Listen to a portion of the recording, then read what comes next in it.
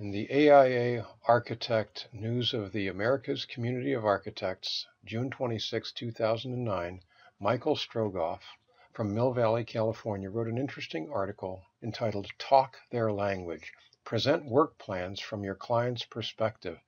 His premise: how do you communicate effectively that your work plan is based on client benefit? When asked to submit a work plan as part of a proposal, or to itemize projected person hours or to support proposed fees, few design professionals craft this information with their client's viewpoint in mind. Instead, most design professionals develop work plans and task lists as though they were talking to other design professionals.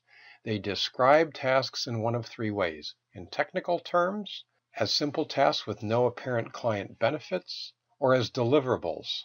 These types of descriptions do little to persuade clients to select your firm or reach agreement on proposed fees. Now, that's his language.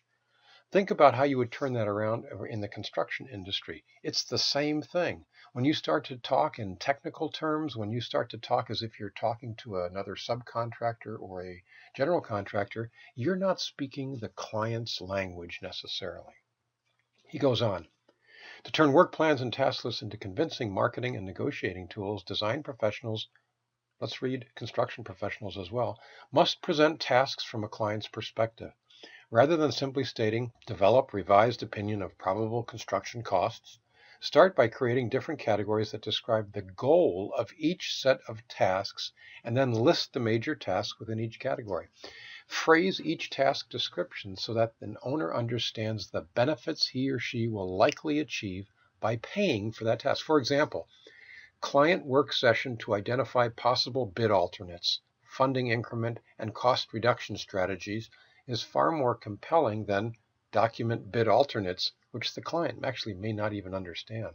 Also, identify tasks that necessitate the owner's involvement, such as conduct value engineering session with owner, user representatives, and key engineering consultants.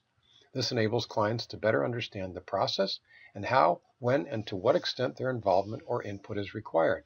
A client-focused work plan should also lead to more realistic projected hours and higher fees, or better, a clearer scope, or possibly even a contract for you as a contractor. It will educate an owner about the design and delivery process, or for that matter, the construction process as well. It will make an owner aware of the implications of scope reductions by speaking their language. And finally, to facilitate effective project management and align assumptions. Remember, you have to manage the owner's expectations for a project, and in order to do that, you need to have a work plan that is focused on their understanding of the project, the terminology, and the techniques you are using to complete the project.